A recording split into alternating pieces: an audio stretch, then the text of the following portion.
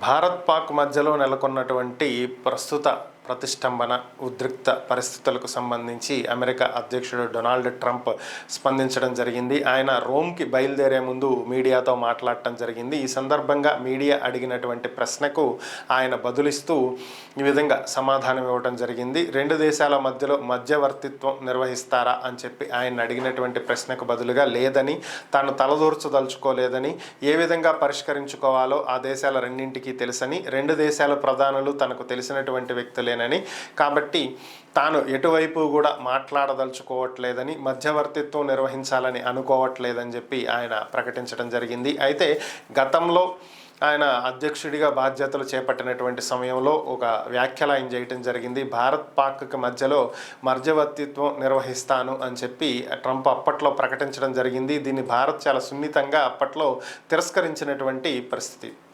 So ఇప్పుడు మరలా అలాంటి ప్రశ్నే ఆయనకు ఎదురవగా ఈసారి మాత్రం ఆయన లేదు నేను అసలు ఇన్వాల్వ్ గాను, నేను తలదూర్చను అని చెప్పి తేల్చి చెప్పేశాడు. భారత్పై జరిగినటువంటి దాడి తీవ్రంగా ఖండించదగినటువంటిదని, దాన్ని అమెరికా పూర్తిగా ఖండిస్తుందని, ఉగ్రవాదానికి అమెరికా ఎప్పుడూ కూడా వ్యతిరేకంగా ఉంటుంది అని చెప్పి కూడా ఆయన తేల్చి చెప్పడం జరిగింది.